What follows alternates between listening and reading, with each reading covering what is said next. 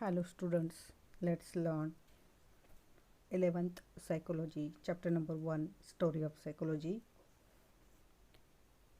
In first video, we have studied 1.1 Introduction. See the page number 2 in our part 2 video. In first video, we have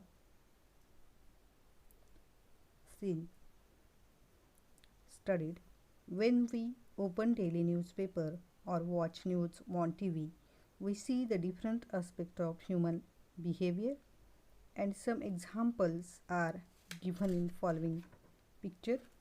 We have seen the picture and read the news. What are the news in collage? Number 1, spontaneous blood donation by the youth of passenger injured in bus accident. Second, neighbor saved life from a house that caught fire, risking his own life. Man killed his own brother due to property dispute. Number 4, wife donate her kidney to her husband. Number 5, officers arrested for taking a bird of the tribe of Rus 5000. Arunima Sinha, who lost her both legs in an accident, climbed Everest. 7, student suicide due to a failure in exam. Number 8, India lost a cricket match. A viewer furiously broke his TV set.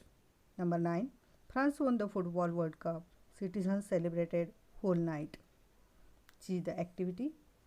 What type of the emotion and human nature in express through above news?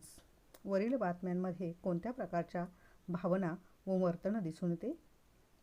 Apart from above news, what type of the news you read in newspaper or see on TV? या बातम्यांव्यतिरिक्त इतर कोणत्या बातम्या तुम्ही रोज पाहता किंवा न्यूजपेपरमध्ये रोज वाचता? What could be the possible reason of such behavior? अशा वर्तनाची कोणती कारणे असू शकतात? When we observe people around us, we realize that some individuals do not lose their courage and overcome difficult situation. जेव्हा तुम्ही आजूबाजूच्या व्यक्तींचे निरीक्षण करता तेव्हा असे दिसून येते की काही व्यक्ती धीर सोडत नाहीत आणि संकटाचा सामना करतात. On the other hand, some commit suicide due to some minor failure. परंतु त्याच वेळेला दुसऱ्या साईडला जर आपण पाहिलं, दुसऱ्या बाजूलाचा जर आपण विचार केला तर आपल्याला असं आढळून येतं की छोट्याशा अपयशाने ही व्यक्ती आत्महत्या करतात. Some do not hesitate to harm others for their motives, while some sacrifice their lives for others. आणि काही उदाहरणं आपल्याला त्याच्यामध्ये अशी आढळतात की काही व्यक्ती स्वार्थी असल्यामुळे इतरांना मारून टाकतात, पण त्याच वेळेला काही व्यक्ती निस्वार्थ बुद्धीने इतरांसाठी काय करतात? त्याग करतात. We have seen diversity of human behavior through the above example. आणि वरील उदाहरणावरून आपल्याला व्यक्तिवर्तनातील भिन्नता समजून येते. Why is human behavior so diverse? मानवी वर्तनात एवढे वैविध्य का आढळते? What type of circumstances lead to this behavior? आणि वरील घटनांमध्ये कोणते वर्तन दिसून येते? Psychology helps us to understand these aspects of human behavior. Psychology आपल्याला वर्तनाच्या विविध पैलूंना समजून घेण्यास मदत करते किंवा विविध पैलूंचा वर्तनाच्या विविध पैलूंचा अभ्यास समजून घेण्यास किंवा अभ्यास करण्यास आपल्याला काय करते? हेल्प करते, मदत करते. See the 1.2, the history of psychology. Psychology is the vast field studied behavioral aspects of mankind. This makes it difficult to define psychology precisely and in concrete term. मानसशास्त्र हे वर्तनाच्या विविध पैलूंचा अभ्यास करणारे शास्त्र आहे. त्यामुळे मानसशास्त्राची अचूक व मूर्त व्याख्या करणं कसं आहे? डिफिकल्ट आहे, कठीण आहे. Psychology did not emerge directly as a science. It started as a branch of philosophy. It evolved at a separate branch later 19th century. पूर्वी मानसशास्त्र हे तत्त्वज्ञानाची म्हणजे फिलॉसॉफीची एक ब्रँच होती, शाखा होती. आणि 19व्या शतकात मानसशास्त्राला शास्त्र म्हणून काय आलं, शास्त्र म्हणून उदयास येण्यास काय झाली, सुरुवात झाली. Plato believed that knowledge is innate, whereas the John Locke thought that each child is born as empty slate and that knowledge is primarily acquired through learning and experience. Plato was a great philosopher. प्लेटोच्या मते काय आहे की Plato believe that knowledge is innate. प्लेटोच्या मते ज्ञान हे अंतर्भूत असते. Whereas John Locke thought that each child is born as empty slate. तर दुसरीकडे जॉन लॉकच्या मते प्रत्येक मूल हे कोरी पाटी घेऊन जन्माला येते. And that knowledge is primarily acquired through learning and experience. आणि ज्ञान हे अध्ययन व अनुभवातून मिळवले जाते. म्हणजे काय की जेव्हा मूल जन्माला येतं तेव्हा ते कोरी पाटी घेऊन या पृथ्वी तलावर येतं. पण ते ज्ञान, त्याचं असणारं जे ज्ञान आहे ते कशातून मिळवतं, तर ते अध्ययन व अनुभवातून मिळवले जाते. ते मूल जे आहे तर ते मूल कोरी पाटी घेऊन जन्माला येतं आणि ते ज्ञान कशाच्या माध्यमातून मिळवतं तर त्याला आलेले जे अनुभव आहेत तर त्या अनुभवाच्या आधारे ते काय करतं, ज्ञान मिळवतं. सायन्स ऑफ सोल, आत्म्याचे शास्त्र. The first attempt to define psychology was made of the basis of terminology used. The word psychology was derived from two Greek words, psyche and logos.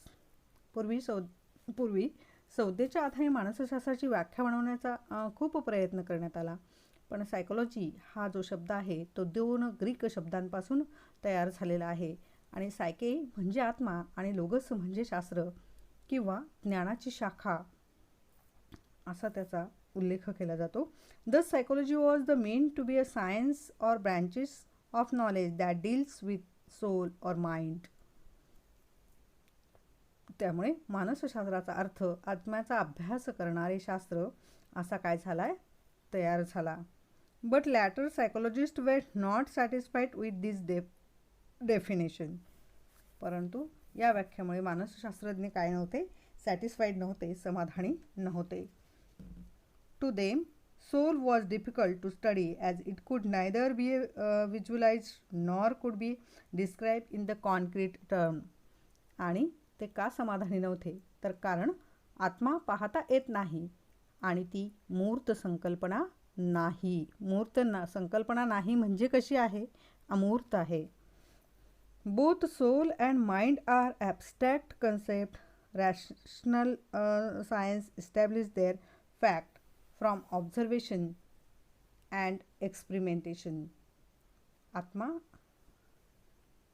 आणि मन या दोन्हीही अमूर्त संकल्पना आहेत आणि तर्कशास्त्राची रॅशनली तर्कशास्त्राची माहिती निरीक्षण आणि प्रयोगाच्या आधारे सिद्ध होत असते. आणि जर मानसशास्त्र हे शास्त्र असेल तर त्या माहितीला निरीक्षण आणि प्रयोगाचा काय असला पाहिजे, आधार असला पाहिजे. If psychology is a science it must be based on the some sort of the observation and experimentation. म्हणजेच सायकोलॉजी मानसशास्त्र हे जर शास्त्र असेल तर त्या माहितीला निरीक्षण आणि प्रयोगाचा आधार पाहिजे. However, neither soul nor mind can be observed. असं जरी असलं तरीही मन व आत्म्याचे निरीक्षण होऊ शकत नाही. We cannot see or touch them. आपण त्याला स्पर्श करू शकत नाही आणि आपण त्याला बघू शकत नाही. We can't describe its nature nor can we say where it exists. आणि आपण त्याला मानसशास्त्राची जी exist, we can't describe its nature, त्याचं स्वरूप कसं आहे हे काही आपण सांगू शकत नाही. We say where it exist, आणि त्याचं अस्तित्व जे आहे तर ते अस्तित्व आपण दाखवू शकत नाही. त्याचं स्वरूपही आपण सांगू शकत नाही किंवा ते एक्झॅक्ट कुठे आहे, एक्झॅक्ट लोकेशन आपण त्याचं सांगू शकत नाही. Therefore the definition of psychology was modified, आणि म्हणून मानसशास्त्राची व्याख्या बदलण्यात आली. आता तुम्हाला एक चौकट दिसते, डू यू नो अशी एक चौकट दिसते बघा, आणि त्याच्यामध्ये तुम्हाला दिसते की सिम्बॉल दिसते, सिम्बॉल ऑफ सायकोलॉजी आपल्याला तिथं पाहायला मिळते. आणि the symbol of psychology is the 23rd Greek alphabet. PSI means soul or mind. जसं इंग्रजीमध्ये 26 मुळाक्षर आहेत, तसे ग्रीक वर्णमालेतील 23वे जे मुळाक्षर आहे त्याचा PSI हे ते मुळाक्षर आहे आणि त्याचा अर्थ आत्मा किंवा मन आहे. See the remaining parts in next video. So please like, share and subscribe my YouTube channel. Thank you.